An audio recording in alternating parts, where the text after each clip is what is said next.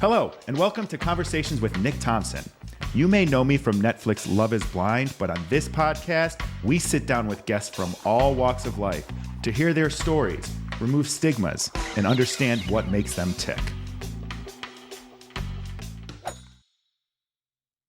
Hello, everyone. Welcome to this edition of Conversations with Nick Thompson. I am Nick Thompson. Today, we're going to have a guest named Sam Alex, who is maybe becoming a friend of mine, but ultimately I met recently doing a St. Jude's fundraiser, and he actually has a syndicated show called The Sam Alex Show that goes across many country stations nationwide. When he found out that we were doing the St. Jude fundraiser, he reached out sort of through like a friend of a friend, and we found out our networks were relatively connected in a few ways, but he reached out to ask if I would like to come on his show as a guest to promote the St. Jude's fundraiser. Through our conversation, I learned that he is not just a music talk show host. He has experience as a TV show host. He is passionate about broadcast journalism, and he actually had an event coming up, an acoustic live show with some country performers to benefit the organization he created called Camp Broadcast. Camp Broadcast is a week-long program designed to help young adults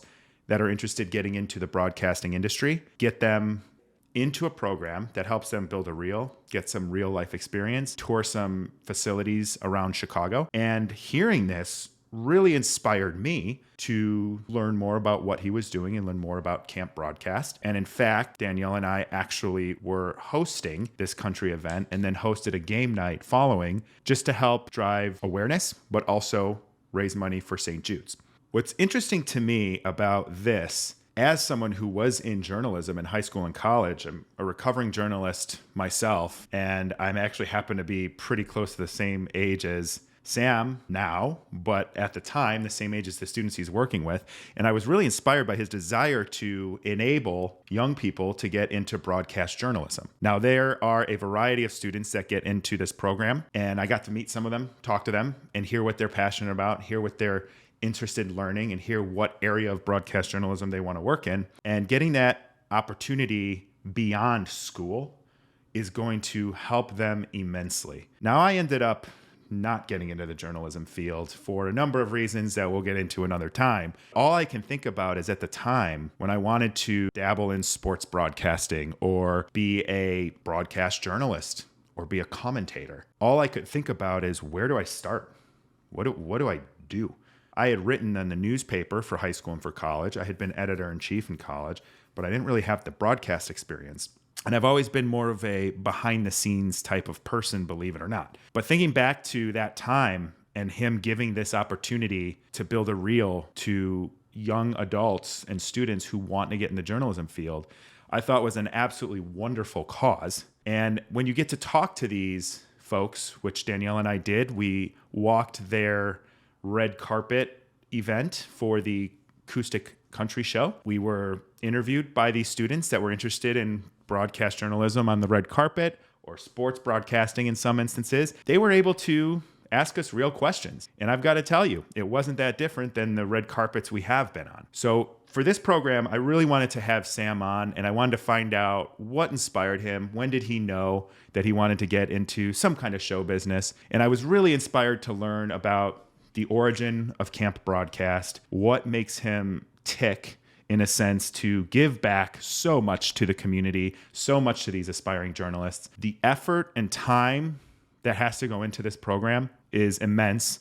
So I'll probably ask him about how he manages his time, and most of all, how he has such positive energy and maintains this motivation to host a daily syndicated radio show, give back to the community with Camp Broadcast, have a family, and then all in all, be a very good guy the entire time he's doing it. So I think you're going to really enjoy this conversation today. I hope you get some inspiration out of it. I hope that you find some usefulness for yourself. But all in all, I really hope that you see that the ability to motivate yourself by helping others succeed can be a great medicine. And additionally, I hope that if you are a aspiring journalist out there, or you're interested in country music or getting into show business, you'll find a lot of useful information through this interview to find out how Sam started off as a high school theater student and ended up host of the Sam Alex Show and the founder of Camp Broadcast Organization. So let's get to this interview. I hope you find some great conversation in it, and I look forward to getting down and digging in with Sam Alex. Hello, everyone. Today we have Sam Alex joining us here. Sam is a radio and TV show talk host. He's a host of a nationally syndicated country music talk show named The Sam Alex Show. He's a correspondent for Celebrity Page TV, founder of Camp Broadcast, and most importantly, a new friend of mine. So, hey, Sam, thank you for coming. And we're happy to have you here to join us today. How you doing? It's an honor, Nick. I'm doing so good. Thank you for having me on your podcast. I'm pumped. Yeah, I'm glad to have you here. We're going to have some great conversations and dig into you a little bit. I like how you said new friend, but we're both graduates from 2003. You were 214 Rolling Meadows High School and 211 Hoffman Estates High School. But yes, tons of mutual friends. And I'm sure we've crossed paths at Streets of Woodfield back in the day or Woodfield. I'm confident we have crossed paths at some point in our life. We live too close together and have too many common connections to not have done that. Yeah, well, and thanks again for hanging out with us at Joe's Live in Rosemont for our game night and our acoustic concert for Camp Broadcast. So you and Danielle had the best friends ever and family. It was such an honor to meet everyone. So that was so much fun. That was such a great opportunity. We're going to really dive into Camp Broadcast today because after experiencing that event and learning a little bit more about it, I'm dying to ask you some questions. So we'll get into that. But first, why don't you introduce yourself? You took my introduction. Let's hear yours. Who is Sam Alex? Well, it's such a good question. I'm a proud husband, father to Hank, 4.5, and Margot, 2.5. So that's my passion. That's what I'm most proud of. But yes, I guess what pays the bills is my, like you said, daily syndicated country music show, the Sam Alex Show. I lived in Nashville the past 7 years, and now living home in the Chicago area. So I still go to Nashville often for the red carpets and so on. I'm trying to, yes. So I went to Illinois State. Have you worked the red carpet then? Tons of them, yeah. CMA Awards, ACM Awards, Oscars, the Kentucky Derby. Little jealous I love the red carpet. I love just being on your toes and just the spontaneity. You just never know who you're talking to next. So yes, I definitely love, like I teach my students at Camp Broadcast, over prepare, have all the questions, look on all their social media, but then tear that up, throw it in the air, and just be in the moment. Because as you know, oftentimes the best question is from their previous response. So yes, I always say this is one of the reasons I started this particular type of show is I feel like I'm the master of the follow-up question. So it's I like that. Really good to kind of listen and then be like, wait a minute, let's dig into that. Yeah, so I feel like there was always a microphone in front of me growing up, and I guess specifically, I was the MC for the talent show in elementary school at Winston Churchill in Schaumburg and Eisenhower. And then it was really like junior year of high school where I was in choir, couldn't sing. I don't know how I got in it. I guess they let anyone in. Junior year was Grease, and the only non-singing role was Vince Fontaine, the DJ. So that's the role I got, and then just kind of one thing led to another where senior year, instead of wrestling in the winter, like I did every year since I was a kid. Oh, wow.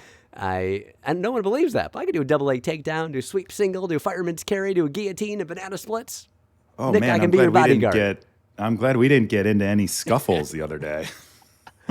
So senior year, instead of wrestling, I joined the speech team. There's a radio speaking event, and I got first place the first couple meets and just did really well, and then went to Illinois State, where I majored in education. So that was always the backup plan, but I just lived and breathed at the local radio stations in Bloomington Normal for 4 years. Like I would be there 50 or 60 hours a week, just taking out the trash, filling in for the receptionist, and raising my hand to work on Thanksgiving, Christmas, fill in for the morning show when they were out sick, just anything I could do. And then when I graduated, a week later, got offered to host a morning show in Bloomington, Indiana, where Indiana University is. So I hosted a morning show on the real Bloomington. To host a morning show on a pop radio station, kind of like a B96 here in Chicago or a 103.5 KISS FM. So that was amazing. Where they let me just make tons of mistakes. Just had amazing co-hosts where we would have the basketball coach and players in the studio, and then the high school marching band, and then the people who were in the opera at Indiana University and just the goat judges at the county fair. Like, we just did it all. And then Washington, D.C., Cincinnati, those are morning shows, and then Nashville the past 7 years. And then now home in Chicago, where I get to do both things, where I get to host my dream job, hosting my radio show, and get to raise my kids by family. So that's kind of the past 19 years in 2 minutes. That's perfect. There's a lot we're going to dig into there today, just so Cool. you know. I'm ready. No questions are off limits here. Let's do but it. we're going to start with what I like to do every time I meet a new guest on this show. Start off with a small talk question of the day.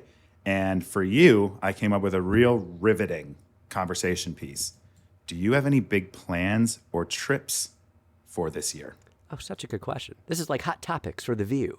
I'm sure Whoopi will be cool with this. So trips, plans. Yes. I think it's called Leamington. I got to look this up. Leamington, Canada, because my wife has one first cousin who lives in Toronto, and they have young kids, like I have young kids. Yeah, Leamington, Ontario, Canada.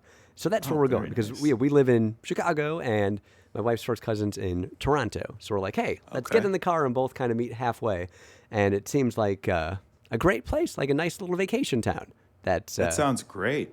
That sounds you know, great. as I get older, Nick, I think you know this too. It's all about being with the ones you love, just being with good friends, being with family. It doesn't matter where you're at. Yes, love to go to Paris and Bora Bora and go clubbing in Ibiza, but being with family is what we're most excited about for this summer. I completely agree. How about yourself? It's funny. For me, actually, I don't have anything planned right now. Everything's a little fluid, so we'll kind of see what happens. I'm sure there'll be a couple small trips or something in there. It's weird because I worked internationally for so long, and I would go to the Nordic countries or to France. Like, I'd travel 7-8 times a year internationally and try to tack on like vacation there to explore these areas that I otherwise may not have been able to go. And I went to Copenhagen around this time last year. And it was like, obviously first time traveling since COVID. And it was like a totally different experience because traveling for work kind of sucks. But if you tack on the days, it's okay. But otherwise, it's really tough. And like, you take for granted the ability to travel that I think we just, reluctantly realized we couldn't do for a while. And then getting back to it was really great. So I've actually traveled a lot since then. Nice. Now that we're allowed to again. I should say a couple of weeks ago, my wife and I went to Napa Valley for I guess How it was was a work that? event. It's called Live in the Vineyard Ghost Country, where it was kind of like going to 7 different weddings in 2 days. So you're going to these vineyards, and it's basically lots of musicians, and then the record labels are kind of whining and dining programmers or radio hosts like mine, being like, hey, here's the new song from this artist, and hey, when you go back to Iowa or wherever you're going to, like, you should play their song or whatnot. So, but it was a lot of fun seeing old friends and so on. So that was like our first trip, maybe ever, without our 2 young kids. So I almost forgot about that. It's been such a whirlwind. So yes, that was a fun trip. That was like a life-altering event to go without kids. Correct. So this would be fun, being with the kids and going to the beach and being with loved ones. Very nice, very nice. All right, great trip. Should we get into our lightning round questions?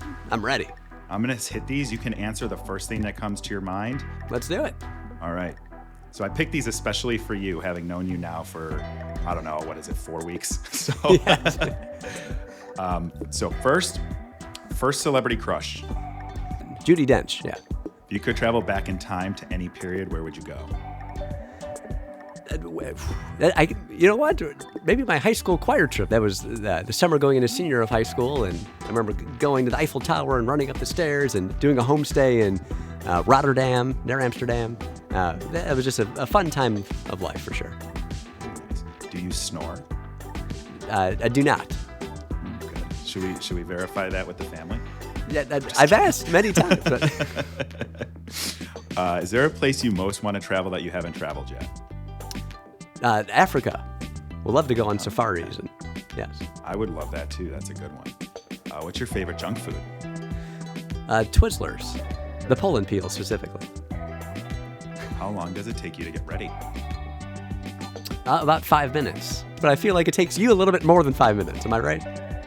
It depends on the time of day. If it's in the morning, I'm like, I need 45 minutes to an hour because I got to take my time getting up, take a shower, wash my face, wash the dog, mentally prepare. But if it's like now, 15 minutes shower, done. When I lived in Washington, D.C. and hosted a morning show there, it said in the contract you had to be there at 4 a.m.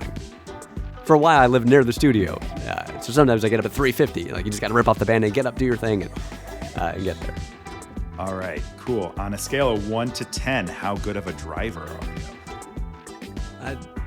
9.5. Yeah, I feel like if I could be any professional athlete, it would be a race car driver. I don't know if you've ever been to, like, I remember going to Indy 500, and they're all short, like me. So I'm like, hey, I can do this. It's a good one.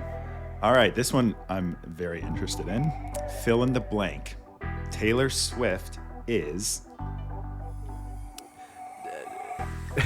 I was gonna say beautiful, just because Stay Beautiful and all of her songs. But yeah, her songwriting is really just beautiful too. Because I remember meeting her.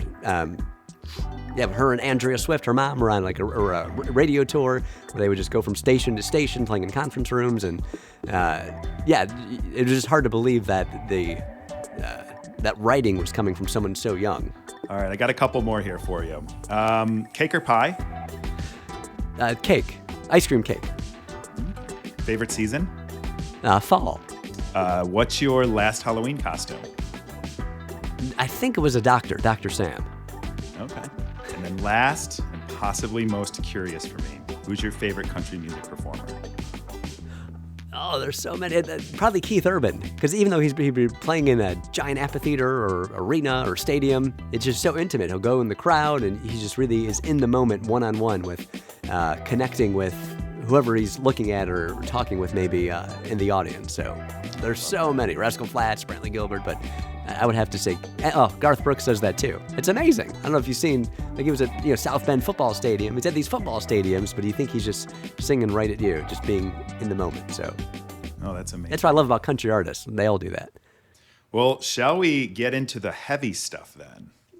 I thought that was the heavy stuff. Yeah, we're done. So you gave a really good introduction to yourself.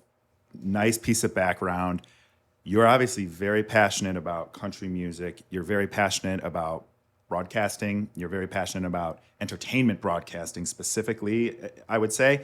And I'm curious, when did you know that's what your passion was? When did you figure out, you know what, I want to go into this space? And I think you kind of teased it a little earlier, sharing some of your background. But like, was there a key moment, and what were the attributes that interested you? Yeah, I mean, in elementary school, I just was comfortable for some reason, not being nervous, just talking into a microphone or giving the speeches at class. But I would have to say specifically, it was the first day of dress rehearsal for Grease, that junior year of high school, when I was the main brain, Vince Fontaine. And whatever the line was, I said it, and then everyone stopped, and they kind of broke out of character. And they were all just looking at me and smiling. And then it just clicked. Like, there was just a direct correlation. Talking into this microphone, I was bringing joy to people. They were worrying about the stressful day they had and so on. I'm like, hey, there's something here. And that's when I decided to really just pursue internships. I guess really like that senior year of high school. I was able to land an internship after applying to 50 different stations in a 2-hour radius of Chicago. Because I just remember reading the bios of people I really admired in the field. Dick Clark, Carson Daly, Ryan Seacrest, and they were just interning. A lot of them were working as a 16-year-old and whatnot. I'm like, hey, they weren't following the rule. Like, the rule of every station in Chicago is you had to be a junior or senior in college. You must be receiving college credit. I was a senior in high school. So I found the way where I took an independent study class at Harper where I was able to get credit that way. And it just made it work. But to answer your question, it was really that junior year of high school. So really quickly, my first movie I made was an independent study at Harper because I didn't want to go to Columbia and also couldn't afford to go to Columbia. And so that's funny because that's one of the nice things about going to a smaller, well, it's not really small, but community college is like you have so much flexibility. But when you saw the looks on people's faces and they were smiling and they were excited, was it the happiness that you were bringing to them? Was it the entertainment factor that you were able to feel inside that was like, this really inspires me, this really makes my heart grow? Was it a combination of both? Yeah, definitely all of those things. And then later, as I started interning and working in the field, I got to see how I can see why Oprah and Ellen and others who give away cool things, that's a really fun thing. Like, imagine just walking up to someone and giving them front row concert tickets, or paying their grocery bills for a year, or like all the things you get to give away hosting a radio show. Is just such a cool thing. So That's awesome. I knew that was something I really wanted to do, and even if it's a T-shirt, like people love free things, so it's just a cool way for people to feel happy. Yeah, I totally get that. You know, it's funny because now that people recognize us, we get to take pictures with people, and it like literally makes their day, and it takes 30 seconds of my time or our time. And that is so, like, normally I don't like that kind of attention, but to see the happiness it brings to other people, it's amazing. So I can relate to that. That's Good for you for doing that and not being a diva. No, I couldn't if I wanted to, I don't think. But yeah, I definitely felt that being a big fish in a small pond where, like I said, my first full-time job was in Bloomington, Indiana, where that was the only pop or top 40 radio station. It was the only. So you know how in Chicago there's 101.9 The Mix, 93.9 WLIT, 93 XRT, 103.5 KISS FM, Set 107.5 GCI, V103, B96. So B97, Bloomington, Indiana, is all 12 of those stations put into one. You know, there's a top 40 station, NPR, and a Christian station, and a country station. So basically, yeah, anywhere you would go to get your haircut, every grocery store, every That was it. sorority, fraternity, or like anyone who's playing music, it was us. So That's awesome. So yes, so I kind of can relate to people wanting to take pictures and like bringing joy, where it only takes 30 seconds of our time to ask how someone's day is going and so on. And I'm proud of you for doing that and not having an ego. Oh, Good job, Nick. Of course. There was obviously probably moments of doubt because getting into any kind of broadcasting, even journalism or any type of media outlet, there's a lot of people that try, not a lot of people that are successful. Did I fail? Is that what you're saying? Yeah. Were there any Setbacks? setbacks, or were there any moments where you were like, I'm not sure I can do this? Self-doubt. Definitely setbacks. And for some crazy reason, Nick, maybe because I wasn't the best wrestler, even though I did it for years. And I don't know how. I was the number one golf team or number one player on the golf team for some reason. But maybe because I went to Hoffman. I didn't go to Fremd or Glenbrook North or Lake Forest or New Trier. Long story short, I was used to failing. I was used to not being the best wrestler or by far not being the best golfer and so on. So and I feel like anything I achieved in life was just through hard work, just through failing, learning from those failures and so on. So yeah, you said a lot of people maybe don't succeed in their goal in journalism or broadcasting. Like I feel like really people are just, they're giving up. So I don't know. I feel like it's, if people really want it and they have a good attitude and they're positive and then maybe they got some talent too, good things are going to happen. Like, yes, there will be setbacks, but I really feel like in this crazy entertainment business or journalism, there's really a spot for everyone. So yes, tons and tons of setbacks, but I don't know. I feel like it just made me stronger, like Kelly Clarkson says. If it doesn't kill you, makes you stronger. If there was one thing that you could give as a form of advice to anyone who was in your shoes, or even maybe go back and give yourself this advice, what would that be? Definitely follow up. It sounds so simple. No one does that. I mean, like it's real life tips. I talk about it, my Camp Broadcast Masterclass of, have a portfolio, have a website, even if it's just literally a landing page, and you can get them for free. It's almost like a checklist from Wix or whatnot, but or Linktree or something. Just have a website, even if it's just the landing page with your name and a link to your LinkedIn, and then hopefully as you build your portfolio, you build your hosting reel or podcast or YouTube channel or whatever it is. Yes, then start putting it on the website there. But please just have a website. So and then slowly put your content on there. And as you're applying for internships or jobs, it just makes you look professional. It's crazy how so many people aren't doing that. But yes, the one tip would be follow up. Why do you think people don't follow up or don't do that? Do you think it's a society thing? Do you think it's a confidence thing? Because a lot of these people are younger, right, trying to figure it out. And people don't want to be turned down. You know what I mean? No one likes being rejected. And I don't like people in the position of hiring get so many emails. You can't take that personally. You just have to assume that they're assuming it's spam or something. Right. And a lot of times they're not even clicking on it. So I'm sure there's a fancy app, or you can just have an old-fashioned Excel spreadsheet or something, but just kind of stay organized. And yes, don't be a pest, don't be annoying, but maybe in 2 months after that email, follow up. And then you don't hear back, maybe 3 months after that. And then maybe 5 months after that. It sounds like such a simple thing, but I know so many people who have done what I'm talking about, and they're hosting morning radio or TV in major markets, and so, or achieving whatever their goals are. So most people are not doing.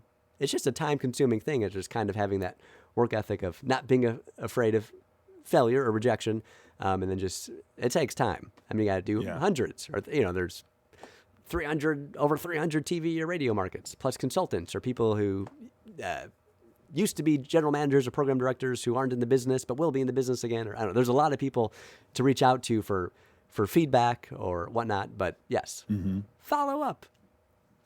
I think that's great feedback. And that's not just in this industry. That's like any industry. The little follow-up at the right time in the right moment, world of difference. And also the simple thing of treating people how you want to be treated. I remember I don't know how, but I've had the fortune of interviewing Dolly Parton like 6 times, something crazy. So one of the times was ACM Awards in Dallas, and I mean, she had to get to the stage pretty soon. She was performing with Katy Perry. How cool is that? Oh, wow, yeah. But look at Dolly. She was talking to each and every outlet on that red carpet. There were like 60, Nick. I mean, not just the Entertainment Tonight and Good Morning America and Access Hollywood and my Celebrity Page TV, or who I was with, but like a local college TV station. They were there too. There were some bloggers, I think.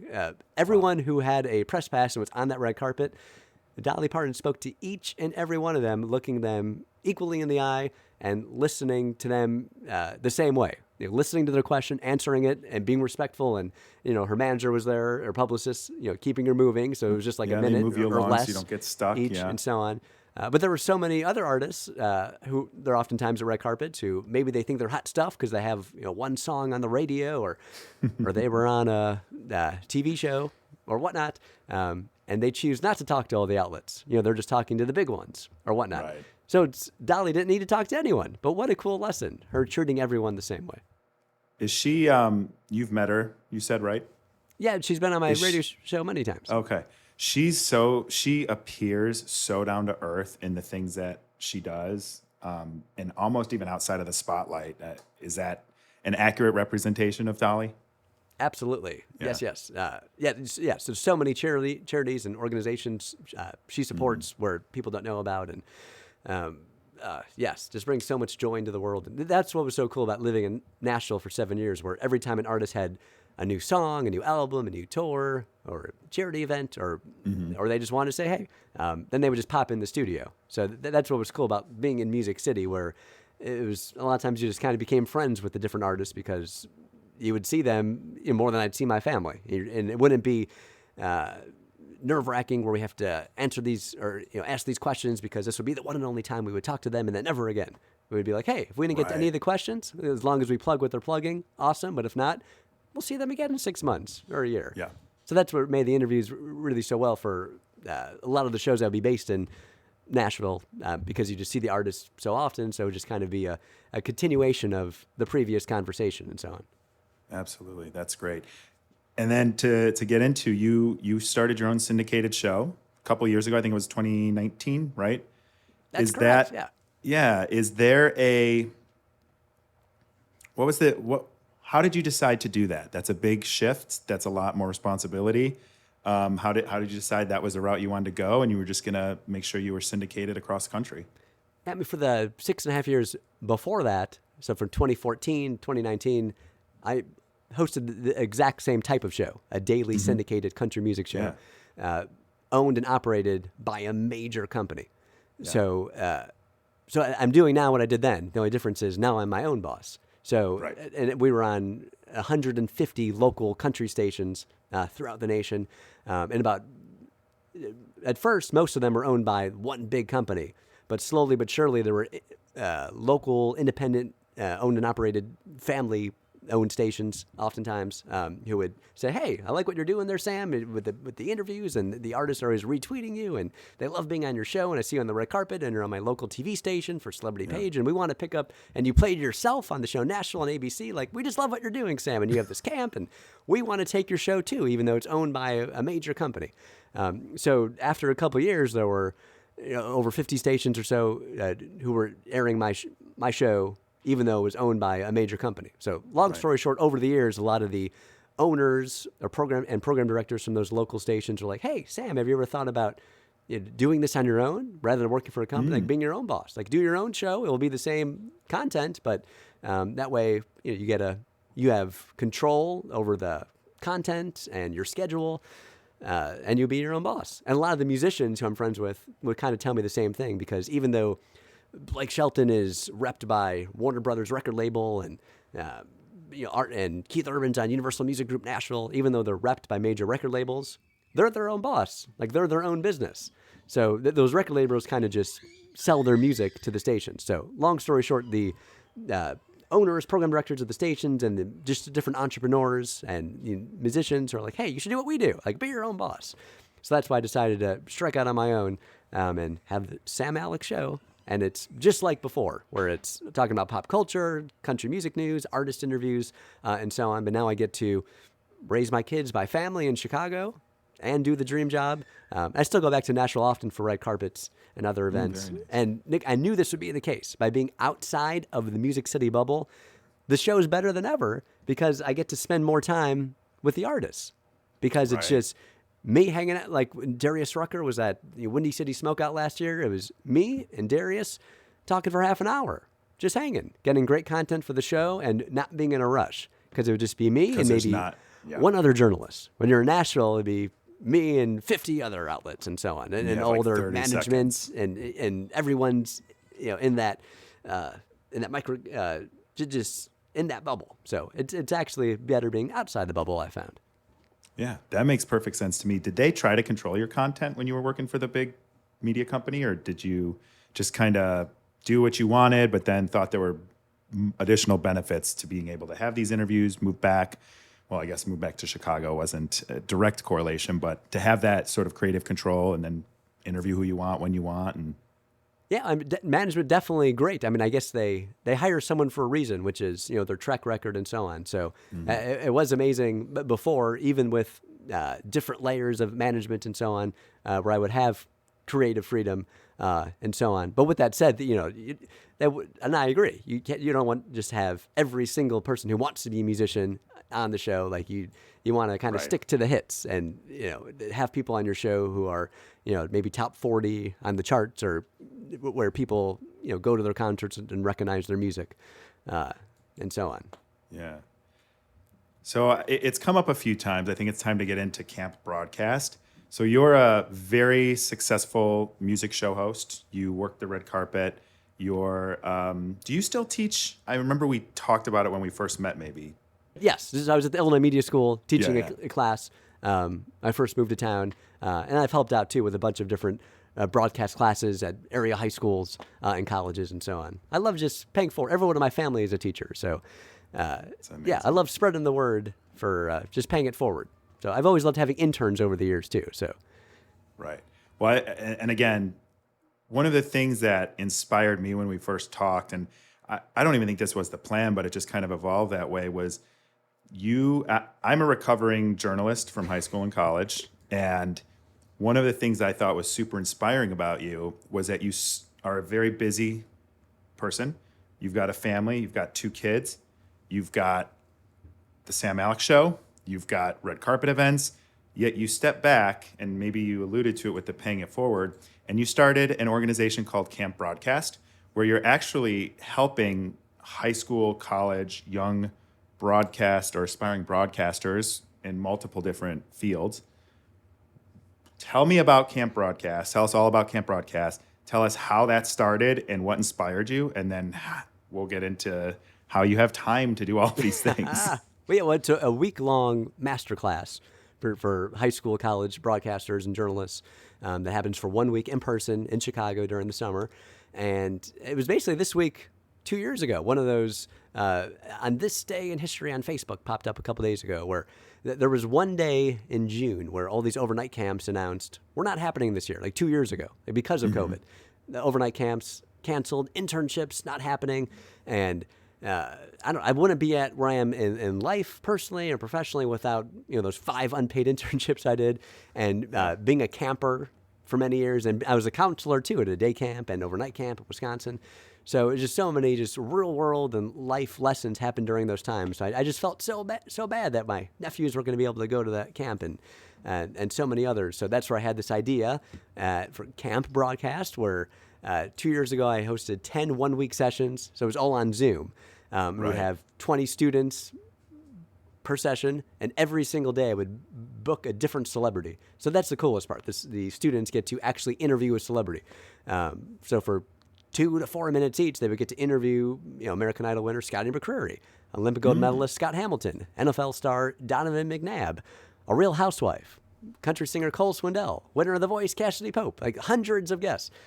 So at the end of that week, they would walk away with a reel of at least 5 celebrities they got to interview, and then they can edit that themselves. And then when they apply for internships and jobs, they have a real-world hosting reel to help get their foot in the door. And then also every day I book a different person like me, who's a radio or TV host or program director or consultant, to kind of mentor these students and give them real-world tips. But yeah, 2 real cool parts. One is after the celebrity interview, we take a step back, and then I ask the celeb, like, this never happens in the real world, which is, how did they do celebrity? Like, please tell these students what they did that was good they should keep on doing, or maybe give some tips for things they can do to improve their interviews moving forward. And then the coolest part is just seeing the self-esteem being raised, but just the friendships being formed from these students. And a bunch of them have been already getting their dream jobs and are going to hire us one day. So that's been really cool to see.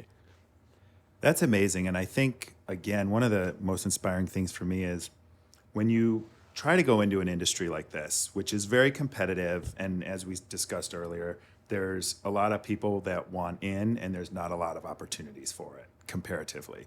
So giving people the opportunity to have real world experience, build that content, that reel, something to put on their website, something to throw on their resume when they apply, something to follow up with, all those things that you advise on, you're giving them this real world experience. And I think especially in the last few years when networking events were gone for so long, which is so important in this type of industry. You've got to meet people. And then taking away the peak opportunity for them to do things at the ages and the points in their schooling and career that they're in, like, you're essentially handicapping an entire generation of people that need to someday step into these roles. And I think camp broadcast is a way to really give them that real world experience that they're not going to necessarily be able to get in the same ways that they could, especially over the last 2 years. Absolutely. Do you have any thoughts on that? What do you think about the state of journalism, the state of broadcasting when in-person events were gone for 2 years, and some people, that was the most important time for them to develop those skills? Yeah, I feel like the cream always rises to the top, and it's always been ultra competitive, and there's never been a better opportunity than now, like for anything in life. But yes, people can just create their own content, making their own YouTube channel, their own podcast. And I always like things in general when they're like beyond super competitive, because people just give up. So for the people that don't give up, I mean, it just heightens their chances for good things to happen. But I want to mention too, so yeah, 2 years ago, it was all on Zoom. And then last year, a week in person in Chicago. And then this year, a couple weeks ago, in person, where Ellie Perigo just graduated from University of Miami, a camp broadcast alum, and she worked at the Super Bowl for ESPN. That's amazing. How cool is that? And then That's so cool. Here's a cool example. It's Haley Jordan. So also, I don't know how this happened. I do know how. I can tell you another time. But the Today Show, Good Morning America, other outlets did like 5-minute segments on camp broadcast, which is someone told me like having that length of time on one of those shows is like worth hundreds of thousands of dollars.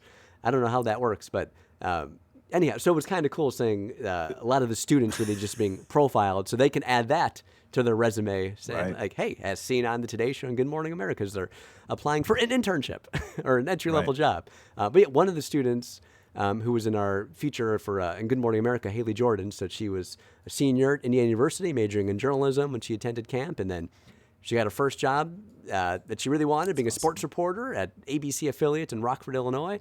And then, before it was made public, she was going back to Indianapolis to work for Sports Illustrated. So she's like their on-camera host for all the major sporting events happening in Indiana, and she gets to live by her. So same thing, she gets to live by her family and do her dream job.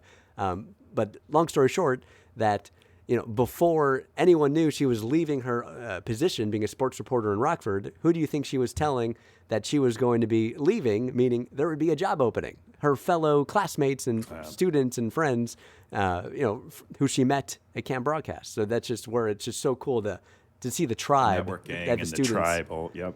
So yes, it's good for students to mentor with me and all the guest mentors and celebrities, but really with each other is where good things can happen. But yeah, I think that the state of journalism is what people make of it. So it's I feel like a professor would give the actual response. I feel like I'm just more of an entertainment journalist and music host.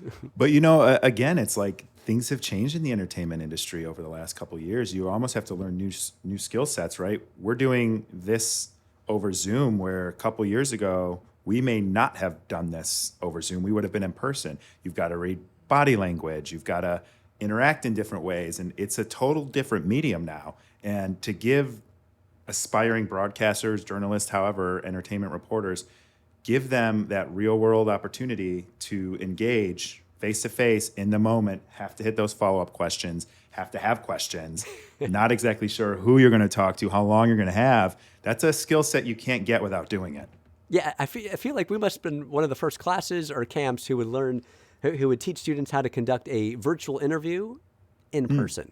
So I remember last year where, most of our interviews where we'd bring in the celebrities in person, we would have our own red carpet, but I purposely booked a couple that would still be on Zoom. So that way I got to, be behind the camera with the student and watch them interviewing someone on Zoom, where if I was giving them tips over Zoom, I wouldn't see that their foot is tapping uncontrollably. Like I wouldn't know that. Right. So it's good to teach them a tip how to cross their feet. And another tip would be maybe putting a sticky note, right next to the camera there of who you're talking to and the one thing they're plugging. I need to do that because I'm staring at you.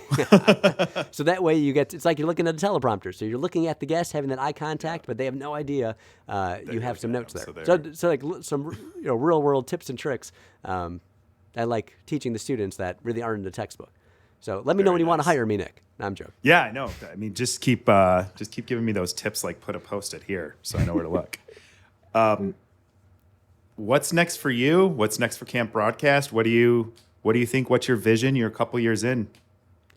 Yeah, I mean, it's always been a passion project. So first, the mothership, what pays the bills is my daily syndicated radio show, the Sam Alex Show. So keep growing the affiliate list there, and it just kind of happened organically, where a lot of my affiliates are in the Midwest and my hometown. So and 107.7 The Bull, Bloomington Normal, and 102.3 The Coyote in Rochelle, Illinois, and Columbus, Indiana, and Corn Country. So it's really cool that my affiliates are near where I currently live, so I can easily go to the station for appearances or hop on stage with them to MC concerts with the local DJs and so on. So yes, keep that affiliate list growing. I never want anyone who's a local DJ to lose a job. But if there's a station where they're just playing music from 7 to midnight, then hey, if you want some good content of the interviews and so on, and I love doing local breaks too, then give me a call, email me. So yes, we want to keep doing what we're doing with the show, growing the affiliate list, and then specifically with Camp Broadcast, just getting the word out during the year for high school and college students who attend our 1 week masterclass in the summer. And last year, Nick, in January, we had the idea of doing something that Taylor Swift would do all the time in Nashville. It's called a guitar pull or a songwriter round. I didn't know this, but it's called a guitar pull because imagine there's like 4 musicians sitting around a campfire, or maybe they're sitting in someone's living room and there's just one guitar. So they'll play a song on acoustic guitar, have a sip of coffee or a drink, and then they'll pull the guitar to the next person, and then just kind of go in a circle. It's a very intimate thing. So the event we did at Joe's Live in Rosemont recently, where you jumped on stage with us and hosted game night afterwards, and our benefit concert we did last January at Pinstripes. Those were called guitar pulls or songwriter round, which is just a totally Nashville thing. where it's just the 4 artists, as you saw, on the stage at the same time, where they get to crack jokes with each other or join each other on songs. Like Daryl Worley was joining Abby Anderson on Juicy. That was so fun. And they were all especially as they kind of got comfortable, it was even better. Exactly. And sometimes they'll actually write a song on the stage. So the reason we did that last January was just to kind of get excited for the summer session of Camp Broadcast. And then it was just such a hit. That's why we ended up doing it again during camp this past summer, where we brought all the students on the stage for our, I'm putting in quotes, graduation and so on. So yes. So if you or Daniel have any requests for any musicians you would love for our next acoustic benefit show during the year, let me know. We have to land Taylor Swift. That's it. Okay. Just shoot her a text. Just, anyone else, or just T Swift, and that's enough? I think that you could probably sell out Soldier Field. Okay. She's done that many times. Okay.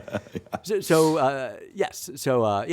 Follow us on all the socials. Specifically, Instagram is our main one for Camp Broadcast, just at Camp Broadcast. And then, if anyone wants to just already sign up for next summer, we haven't put the specific dates, but if you have any questions about that, or you want to definitely reserve your spot, if you or your son or daughter is a high school or college aspiring journalist or broadcaster living in the Chicago area, or if you want to come to Chicago for a week in June, just go to campbroadcast.com to get more info on that.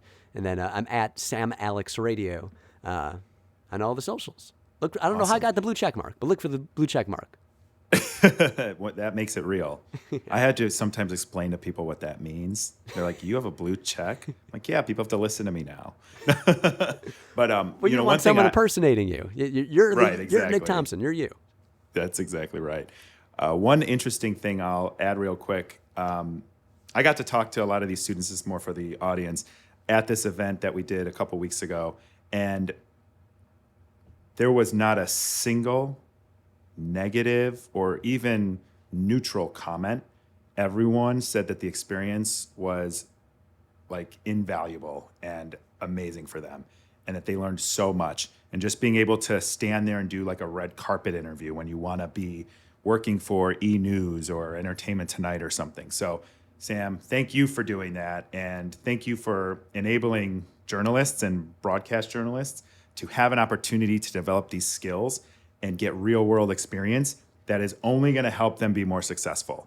And I think it's great that you do that. I don't know how you find time to do all of these things you do, but I admire it. And I think that's amazing. Yeah, I mean, and if maybe people realize, hey, they don't want to do that, they want to major in something else, that's fine. I mean, that's why if someone wants to be a nurse, they should definitely at least shadow a nurse or do some sort of internship before they like spend all that money or major in something like that. So I've always loved having interns, like I was saying earlier. I mean, over the years, I don't know why other hosts don't do this, but I mean, if people really show that they really want it and they have a good attitude, they show up on time, then yes, I would let them step in and maybe do a guest interview and maybe ask a couple questions for whoever the celebrity is I'm interviewing, and just give them as much real world experience as I possibly could. Yeah. But yeah, I didn't realize that not everyone does that. So yeah, the week of Camp Broadcast, It's basically kind of like if someone were to intern somewhere for like 3 years, I just kind of condense it into a week. And that makes me so happy that people said all those positive things. It was great to hear.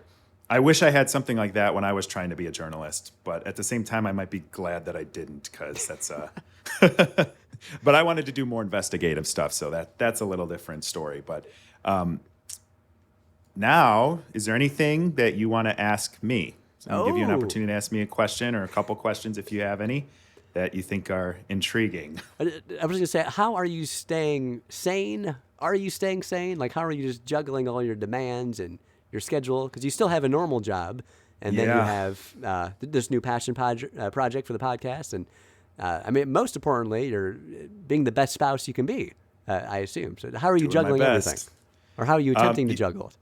You know, it's not easy. I have to check myself often to make sure that, like, hey, are you okay? Are you doing well? Because I do work full time. I have a pretty demanding job, a lot of responsibility. And then there is this passion project, which I'm just starting out on. And it's something I've wanted to do. Like, I've wanted to have a podcast since like 2012. And it was originally going to be about fantasy football. And now it's evolved into this as time's gone on. But, you know, it is difficult. And it is, you know, doing these types of things after work hours. So you work a full day, you have this, and then you have all the responsibilities of, being married, family, friends, social experiences, cooking, cleaning, all the normal stuff that everyday life happens, which is why I'm kind of obsessed with how you manage all of your projects, because I feel like I could probably learn a little bit from it. Just curious, so if you started that podcast in 2012, is there any chance you wouldn't be where you are now? Like, I'm thinking of, remember Mike Richards, exec director of Jeopardy, and I remember he was on my show, and someone asked me the other day, like, how many people I've interviewed. I think it's about 6,500. Which sounds crazy. Holy cow. Because specifically being in small town Bloomington, Illinois, and Bloomington, Indiana, there'd be multiple guests every single day. Like, think of Today Show, CBS This Morning, Good Morning America. Like, every day they have a chef, a self-help person, a medical expert, the movie star, or a musician. You know what I mean? It's like they're interviewing like 6 people a day. So in small town Indiana, that was the case, where it would be the owner of the local bank. That they're a client. The general manager owner says they're a paying client and they want to be here to plug the bank. They're going to be a guest on your show. Okay. And then the Funny Bone Comedy Club, they would sponsor an hour. So then whoever that comedian was, they would be my co-host for the full hour. So Amy Schumer, Dustin Diamond, Nikki Glazer, and a bunch of people we've never heard of. And then, people from the local high school marching band, the principals. So I forgot how I got on that topic. Oh, so one of the guests was Mike Richards, who was hosting Beauty and the Geek at the time. I'm like, that's the one reality show I could have been on. I think it was on the CW. So long story short, I bring this up because I remember interviewing him. Very nice. But yes, he obviously didn't get the job hosting Jeopardy, which was, you shouldn't be hiring yourself anyway. But yes, because of things he said on a podcast years ago when he was exec producer of Price is Right, I think. So my question, sorry about that random tangent, Nick. So is there anything so interesting. You would have said that you'd be cringing at now if you would have done that podcast? Yes, fantasy football, but you would have talked about other things 10 years ago in 2012. You're like, oh my gosh, if producers would have heard that podcast, the producers for your show would have heard that, you would have been ineligible or something for maybe controversial or just immature, you would have said, and maybe because of that, you wouldn't have been on the show, you wouldn't have met Danielle, and we wouldn't be talking now. It's some butterfly effect commentary right there. So long story short, I'm saying it's good. Just be careful what you say and post now, so nothing bad happens in the future. Which that wouldn't happen. I totally agree, and I think one of the skills that I'm proud of myself for learning is that I don't always do the right thing. I often say dumb things, but my intentions are good, and so I have trained myself to I say I'm unapologetically myself, where I really have strong, deep felt thoughts and beliefs, and they come from a good place, and I'm trying to do what's right every opportunity I get. And so I may have said some dumb things or made some bad fantasy lineup predictions or suggestions in that podcast. But overall, since I've been an adult, I'm pretty measured in what I say, and it's a learned skill. And I still say stupid shit all the time. So it's like, so if you were on the radio, you can't say a 4-letter word like that. I know, but this is your podcast, your show. You can do what you want. I was gonna say that swearing's allowed. So who are your dream guests? Like seriously, like anyone. Who would you love to have on your podcast? Oh my gosh, that's a really good question. I have I have lists, right? And I'm sort of building it around these specific topics that I want to cover and that I want to talk about. I want to talk about, politics, the news, and the media, because I'm very passionate about that. I want to talk about mental health and self-care. I want to talk about overall health, physical, food, how we nourish ourselves, right? And how we take care of ourselves in that way. I want to talk about people who just have a very strong passion about something, like you, for example. Like, you have a very strong passion about helping people, and where does that come from? So when it comes down to like a dream guest, I would love to just have, in all honesty, like I want to have someone who's so passionate about something and they don't have to come on the show, but they want to come on the show because they want to talk about it. So I wouldn't say there's like a single person where I'm like, they're the gold standard, they mean I've made it. It would be more so someone coming to say, you know what, Nick's having outstanding interviews and talking about things that might be taboo, talking about things that might be uncomfortable to talk about, but it's going to help people, and it's going to help humanize people. And my goal of the show is to humanize people in a way that when you're a public persona like yourself, people may not know. They may not know that story about what it was like to be in Greece and to look up and see the faces of the people that you were inspiring and entertaining and giving a good time. They may not know that you create Camp Broadcast not because you want to, for example, host events and meet a bunch of country stars. You've done that already, but it's because you actually want to give tangible help to people who are trying to make it in this industry. And that at the core, it's paying it forward and it's doing good. So I want to take those types of conversations and I want to have them so we can remove stigmas. We can take the image that somebody is and you can kind of pull it down and make it human so that now someone who may think, I listen to Sam on the radio and I think he's amazing, they'll listen to this and they'll be like, oh my God, he's a normal dude. And so I wanted someone coming to me that's got a bigger platform than I do and saying, I want to be on your show because I want to talk about something important to me. I think that would be a very humbling experience for me. Nick, that last 2 minutes, that's your trailer. That's your trailer for your Conversations with Nick Thompson podcast. What a great answer. That's a good point. I love that. Well, okay. What's your Mount Rushmore of politician guests, dead and alive? Oh my gosh. So this one's hard because I'm very opinionated, let's just say, in that area. But I would really, really, really, dead and alive, I would love to have, oh man, I wish I had this one ahead of time. I would love to talk to Teddy Roosevelt. I think even though we probably didn't agree on everything, I think the way that he kind of took control of the presidency and got done what he wanted to got done what he wanted to get done is admirable on its own. I would love to talk to FDR. Again, I don't think we agreed on everything and stuff, but I would love to have him on as a guest and kind of pick his brain and the New Deal and everything that went on there. I am a big, I already know this, but like I'm a big Bernie Sanders supporter in 2016 and 2020. And I feel like when you hear him speak about how he is the way he is and how he's been this way, fighting for human rights his entire life, all the way back at the University of Chicago, all the way back to getting arrested for saying to a police officer, if you're going to arrest an African-American person, you're going to arrest me. All of those stories to me are so inspiring. And that the man's 80 years old and he's still out saying the same things he's been saying his whole life. And I just think that's a story that people don't get on him because of how the media covers him. So it'd be amazing to have him on there. And then quite frankly, there's probably some people like in the media that I would just love to be like, what are you doing? Like, what are you thinking? Why do you say this? Why do you behave like this? So I would say that's pretty much anyone on Fox or CNN or MSNBC. So, okay. Would you want, if you were able to have them on your podcast, would you want that? Totally. Awesome. Okay. Totally. But you know what the good news is? Even if I disagree with someone, I'm totally comfortable having that conversation and not being aggressive about it. Like I think you can have a safe space where you can talk about ideas as long as you're coming from a genuine place. Nice.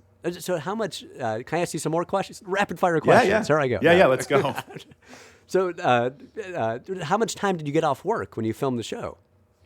Great question. So there was 3 weeks where you had to give up everything.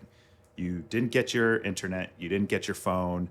You had TV, but it wasn't, they killed the internet on it. So you couldn't watch YouTube. You couldn't stream anything. You had literally like basic TV. And it was 3 weeks. You do 10 days in the pods, you do 5 days in Mexico, and then you come back. And then we worked our full-time jobs once we got back, and then would film on the weekends and in the evenings. So it was 7 weeks total, roughly. And so, everyone's job was fine with just taking 3 weeks off? Great question. Yeah. I happen to work for this Swedish company, and it's normal to take 3 weeks off there. Nice. So when I talked to my boss about it, he was like, that's Sweden. No one's going to even notice. It's 3 weeks. Okay. And Danielle's work, they were okay with that too? They were. Yeah, they were. Again, like you're not allowed to say what you're doing. So you have to like come up with this, essentially this fib. And I feel like you can say like I'm going on a reality show, but I feel like that brings more questions than what it was. So like I came up with, I'm going on a yoga retreat, which is something I would do anyway. Okay. And I'm not going to have any internet. And here's an emergency number if something crazy happens. I got texted a couple times at that emergency number. That was actually my producer's phone number. And then they would ask me to respond to it. They would respond to it for me. I couldn't even respond to it. And then that was that. And it was just work stuff. It wasn't like a family Yeah. emergency. It was just No, I didn't. I gave I actually did. I probably shouldn't say this, but I did tell my sisters what I was doing. And so they had the could you not? emergency number too. And Yeah. what was Danielle's fib for her work? Or she said the truth? She went to Hawaii. Okay. That was hers. So were any of your coworkers invited to the wedding? That's how they found out? So ironically, no, they didn't find out until it was announced. But I switched jobs in August of last year, at the end of August. So I switched companies, and then I told them like a week before it was announced, and I was like, I'm so naive. I was like, I did this thing, and it's like on the show, it's coming out, like, and they're like, oh, okay. Do you want to tell people? I'm like, nah, it's no big deal. And then like the first Monday after the show started airing, I'm like, by people that are like, what? And I was like, yeah. So I'm ignorant to like how big the show was. I'm ignorant to how many people would know like right away.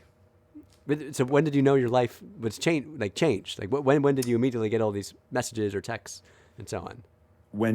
It's like twofold. There's the initial, here's the cast announcements, and I went from like 300, I think I had 338 followers up to like 7,000 on Instagram, and you're just like, whoa! And like was the trailer out, or it was just they just said who the cast list was? I think there. Oh man, now I can't remember. I think there was, but it didn't come out yet because they announced it like 2 weeks before. So they give you like a marketing piece that you put on your social and some caption suggestions. You do that, and then all of a sudden the press release comes out. I think there was a teaser trailer, and I think a week later, now that I'm remembering, I think they did a more full trailer. But you're just like, holy cow! And then it shoots up again after the first weekend, where I think they did 5 the first weekend. So it shoots up again because people are like, oh, here's the real full cast now. Here's the ones we're going to be following. And then it shoots up again after the next episodes when you get to the weddings. And then when you say yes or no, it shoots up again. Unless you're a certain someone where it shoots down significantly. But yeah, so it's like very weird. And then for a while it was pretty steady. It would be I've been stagnant on followers for like a month, but to be honest, I'm not that good at the content. I'm not a social media person. I'm always like, why do people care what I'm doing right now? Like I'm working, I'm on a walk, and my best growth comes when I talk about news or politics. Ironically. Okay. So, Nice. yeah, it's weird. It's weird, and it ebbs and flows. Like I have days, both of us do, where we get a lot, and then you get not a lot, but neither of us really think about it too much. We don't worry about it. Like just be ourselves, be authentic, and Yeah. Where was your wedding at? what is that place called? It was in Homewood, Illinois. The funny thing is like we both worked that whole day. So it was like we worked that day. Oh my God. We were trying to figure out what we were gonna say. I'm like in meetings and the cameras are following me around, and I'm like, what do I do? Same thing was going on with Danielle, and I mean it's wild. Like the days, it's just blurry, and you're being told where to go. Oh, walk this way. You walk outside. As you know, it's 90 degrees that day. I'm trying to like not have heat stroke. The day is, it's just, and I think everyone's wedding day is like that. And this was maybe that like on steroids, I would say. But it was the Ravislow Country Club is where it was at. And they don't have air conditioning in a lot of it. Ravislow. Yeah. I've never heard of it. I hadn't either. Apparently it's pretty Cool. famous for weddings, I guess. Okay. In Homewood, Illinois. It's a I see it here. Okay. destination now. Beautiful. They're Hazel Crest. So you and the other cast members were you allowed to attend each other's weddings or no? No. I heard there was some, but it was like the non-main cast. But no, I had No, they wouldn't let you bring anyone from the other cast.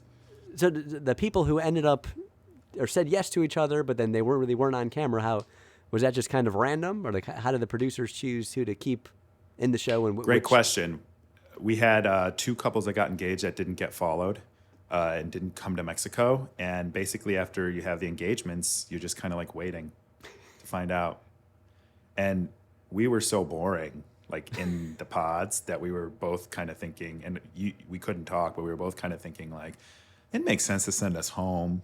Like, and we were kind of thinking the same thing. It was like, maybe we just go to Mexico anyway, since we have the week off work. And then lo and behold. Did any of the couples stay together? That didn't make it on camera? They're not, no. And if you want to hear their take on it, it's all on their Instagrams. Okay. Which you can Google and find. Yeah, they all posted a post about it. Right on. Is there any chance you would be a political commentator? Like do you have a dream network if they were to offer you a position on air or on their digital property? It's interesting. Because you'd be so good at that, for sure. I thought about doing this podcast as a political commentary podcast, but what felt natural to me was these conversations to humanize people, because I think that's what's missing from politics. And I went on a show called Breaking Points, which you can find the link to that. I guess we can probably throw it down here too, but it's on my Instagram. And that was like a dream come true, because that's with, it's a YouTube show. They've built a whole network up in like a year. They came from The Hill. It's Breaking Points with Crystal and Sauger. I started messaging with Sauger because he was coming to my page to follow me on Instagram. And he was like so excited that I had already followed them and had been watching their show since the beginning. So we started messaging. Nice. And I was talking about, my journalism experience. I'm like very concerned about censorship. I'm very concerned about like Julian Assange being in jail. All of these things that are really important to me as a journalist that was, pressured into censorship when I was in college. And so he asked me to come on the show, and I actually like went on their show and did a segment shortly after the show Love is Blind started airing. And so I think about that, and I think they do such a good job, because she's on the left and he's more on the right. They do such a good job of complimenting each other, but also representing each other's opinions in a respectful way, that I felt like that's the type of thing that I would do, or I would share, as I have on Elon Musk buying Twitter, on my Instagram. Like, I will share like my thoughts, and they're open-ended, but like that's the kind of thing I would maybe do. And I've considered doing like a TikTok news channel where I just sum up the news in like a minute, or however long a TikTok is. But it's really a hard area to lean into. I'm pretty tough and hard-skinned, but I don't know if I'm ready to open myself up to that on a consistent basis, let's just say. But when something tingles in me, I kind of have to say something about it. Okay, yeah, 'cause, at Camp Broadcast, we went on, the day after our concert, we went on a field trip downtown where we went to the Odyssey radio stations. So that's 780 WBBM, 670 The Score, B96, US 99. But we also met with folks. I was jealous. I know you got to come with us next time on our field trip. We also met with folks from the Chicago Today on NBC. Mike Berman, he's a sports reporter for NBC. And then also Anita Blanton hosts Good Day Chicago, Fox 32. But long story short, we were also at News Nation, which were WGN radios there too. So that's a new network that's nationwide where, I don't know. I feel they have an entertainment reporter and they have regular news shows. I don't know. I could see you being like I could get guest contributor. Get into this.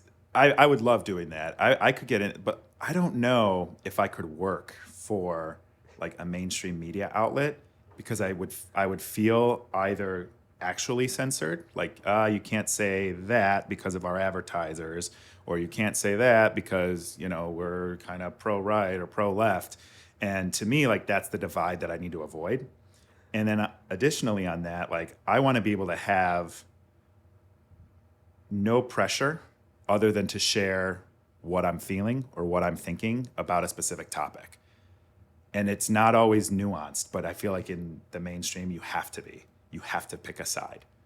Yes. Yeah, but you know how like on CNN or MSNBC or any of the networks, they'll have like 4 people at the same time, and they're kind of doing point counterpoint. Oh, yeah. So that's what I'm thinking, where it'd be you being you. I'd hop on there. Yeah, So- I'd hop on that. Okay, I'll let you know. Yeah, because I feel like, I mean, News Nation they're located in downtown Chicago, and Oh, wow. I feel like your future is so bright, Nick. That like, you have a lot of We'll see. things. I'm really excited for you. And thanks I again for having me appreciate on the. I have so many more questions for you, but we'll have to hang another time. Yeah, we'll have to hang out another time. We'll Okay. get to these questions. Yeah. Did I ask? Are right. you and Danielle going to Kenny Chesney this weekend, Soldier Field? Not that I know of. I you might going? end up. My wife might end up going to visit her family out of town, so I might end up having an extra ticket. There might be something Friday with the record label too. I don't know. I'll let you know if I'm like. Yeah. Because I remember when we talked before, we're both I don't know what we call it, but I don't want to say loan sharks, but we both enjoy going to movies on our own. Which Oh my God, I love that. But- I love going to movies on my own. yeah. So With people too, but like I don't mind Right. going on my own, I should say. yeah. So I'll let you know if I end up going alone to the concert and I have an extra ticket. I'll let you know. All right, cool. All right, well, again, thank you, Sam, for joining me on the show. It was really awesome to have you here. Make sure that everyone here follows Sam. Follow him on his Instagram. Do you want to pop those one more time? Camp Broadcast. Yes. So yeah, all the socials. That's another thing I teach at the camp, which is if you can, have that website and have the website match the socials.